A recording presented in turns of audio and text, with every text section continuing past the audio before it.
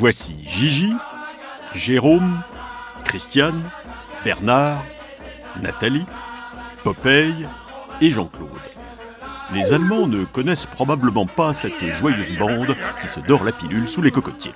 Les Français ont évidemment reconnu les personnages de leur film culte Les Bronzés, sorti en salle en 1978, diffusé, rediffusé et rediffusé régulièrement à la télévision française, et devant lequel des générations de téléspectateurs se sont bidonnés en suivant les aventures souvent lamentables de ces fiers représentants de la nation française. Le film se passe pendant les vacances d'été dans ce qui ressemble fichtrement au plus français des clubs de vacances, le Club Med. Au départ, ce club était juste une association, dont le but était de développer le goût de la vie en plein air et la pratique de l'éducation physique et des sports. Le Belge Gérard Blitz la fonde en 1950 et l'appelle Club Méditerranée. Il crée un premier village sur l'île de Majorque, dans les Baléares, à Alcudia. Un village de tentes un peu ravaudé venu des surplus américains. Bon, le voyage dure 36 heures, à l'arrivée il y a une douche pour 300 personnes et les toilettes sont approximatives. Mais au final, les vacanciers sont très contents. Plongée sous-marine, ski nautique, jeux de plage, pétanque, et le soir, musique, spectacle et danse.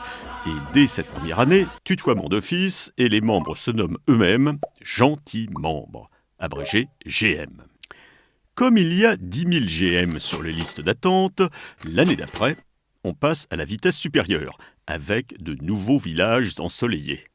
En Toscane, à Corfou, sous des tentes fournies maintenant par la marque Trigano.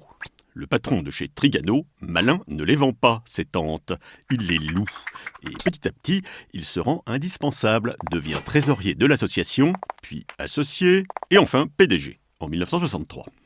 C'est que l'association à but non lucratif d'origine est devenue entre-temps une société anonyme et à but tout à fait lucratif.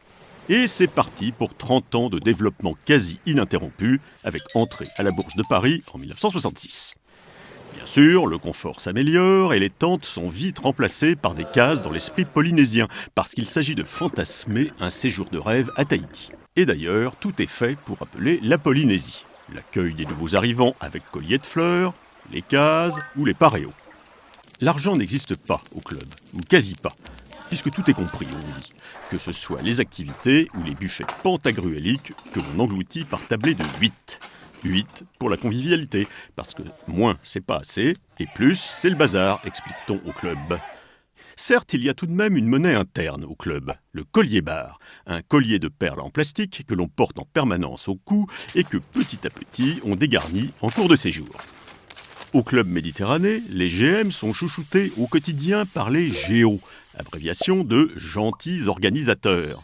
Bref, les animateurs du club, qui ont pour mission organiser des sorties en tout genre, des activités sportives ou culturelles, ou faire vivre aux GM des soirées inoubliables.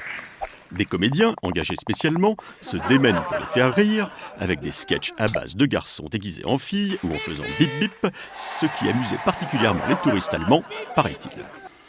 Parmi ces comédiens qui faisaient rire les GM, dans les années 70, il y avait justement cette bande de copains dont on vous parlait, les futurs membres de la troupe du célèbre café-théâtre parisien Le Splendide.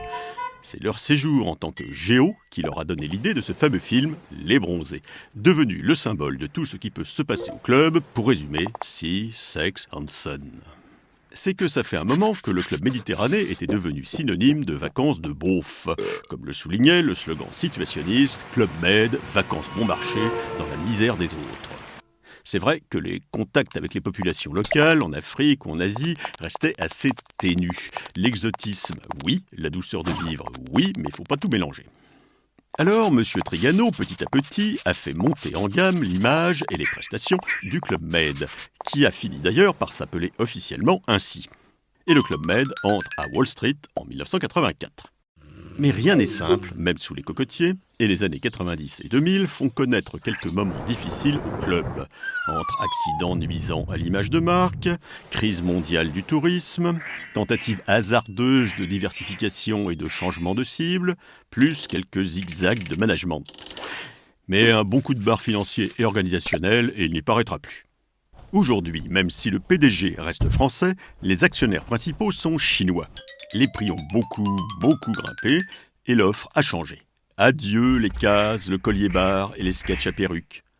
Plus de 70 destinations de luxe, et même de grand luxe, attendent les sous des gentils membres à travers le monde. Et parmi les presque 1 500 000 gentils membres, on ne compte plus désormais qu'un petit tiers de gentils membres français. Le Club Med, maintenant, c'est plutôt si Family Hanson. Et si les bronzés ont contribué à la légende du club, aujourd'hui, ils appartiennent à l'histoire.